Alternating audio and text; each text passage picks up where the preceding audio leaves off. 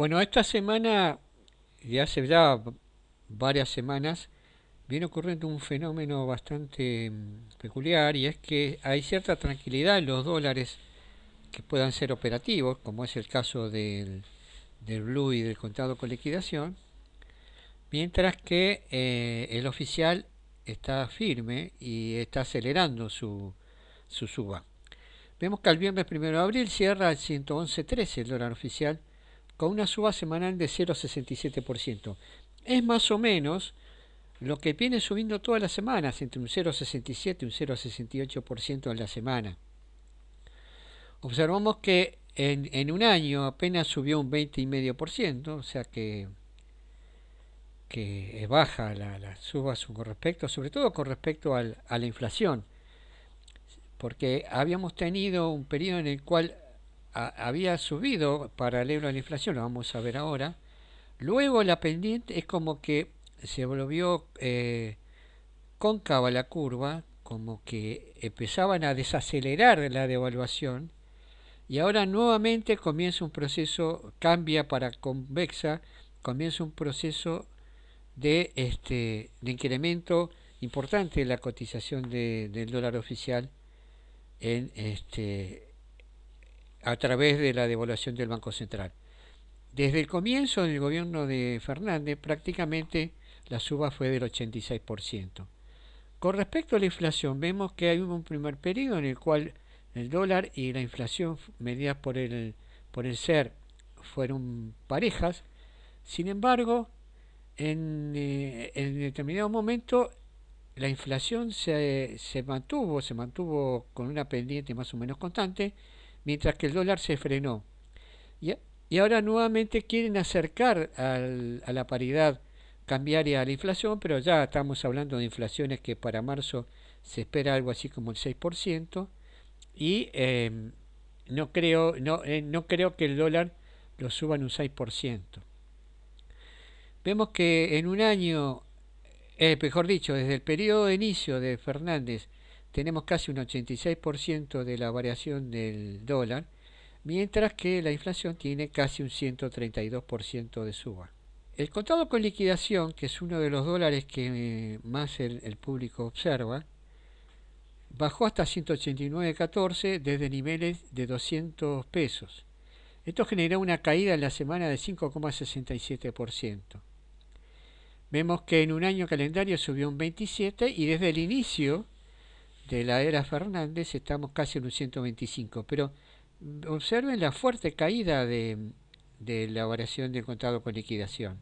El dólar blue se mantuvo, aunque bajó un poquito, se mantuvo cerca de los niveles de cierre anterior. Había cerrado en 202, ahora está en 200. O sea, bajó casi un 1%.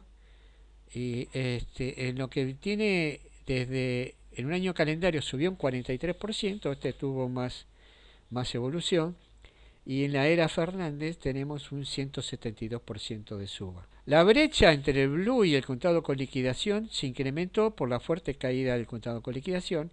Estaban prácticamente a la par, ahora el blue está 5,74% arriba respecto del contado con liquidación. Vemos que la curva entre el blue y el contado con liquidación iba más o menos pareja, pero si bien bajó el blue, el contado con liquidación bajó bastante más. La brecha entre el contado con liquidación y el oficial, también por las fuertes bajas que ha tenido el contado con liquidación en los últimos tiempos y el incremento de la suba del oficial, cae de 82% al 70% en la semana. Fíjense qué importante es la caída de la brecha entre el blue, entre el contado con liquidación y el oficial. La brecha entre el blue y el oficial también cayó del 83% al 80%, cayó un 3% y viene cayendo ya fuerte desde comienzos de año. Donde nos vamos a detener un poco más es en el dólar ROFEX. La expectativa de suba del dólar oficial viene generando que haya más presión compradora sobre los contratos de futuro ROFEX. Acá estamos viendo que estos fueron los cierres del viernes pasado. En general vemos que las tasas implícitas que se generan están entre el 52%, 50-52% en el corto plazo, hasta el 54% de largo plazo. O sea que ya desde mayo supera el 50 y se va acercando al nivel estimado de inflación, que si bien estaba fijado en un 52-53%, ya hay algunos que creen que va a superar en marzo el 6% anual, 6% en el mes. Pero lo importante es esto, observemos lo siguiente, esta en negro es la curva del 25 de marzo, la curva de las tasas implícitas entre el valor que podríamos llamar spot o de referencia y los valores de los contratos operados. Hubo una muy fuerte suba de estas tasas implícitas. Estamos hablando de en el corto plazo del orden de hasta de un 6% y ya estabilizándose en el orden de 3 y un 4% de spread que hubo o de salto que hubo entre el vencimiento de marzo, del fin de marzo o el 25 de marzo y el del 1 de abril.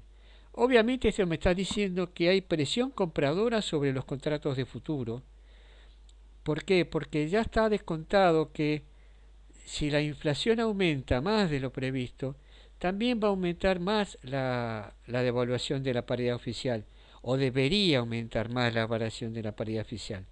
Acá nunca se sabe porque acá influye mucho la política y hay que ver qué grupo de políticos es el que domina, el que manda. Pero de ocurrir lo que esperamos que ocurra, y es que no logren controlar la inflación y todavía se mantenga alta durante un tiempo, la presión sobre los contratos de futuro de dólar rojo va a seguir existiendo porque el gobierno va a estar obligado a seguir subiendo la tasa de devaluación. Este es el pase mensual entre un contrato y el siguiente. Vemos que en los primeros meses está del orden del 4, 4,5%. Después en los meses siguientes va decayendo, pero en ningún caso cae por debajo del 3%. O sea, tenemos un 3% mensual de pase entre un contrato y otro. Obviamente que si yo esperara que la devaluación ocurriera en un vencimiento determinado, todos los contratos posteriores a ese vencimiento, sobre todo el contrato que vence en el mes de donde yo espero la devaluación, tendrían que sufrir fuertes subas por presiones compradoras, porque al no ocurrir en los meses anteriores, pierden valor estos activos.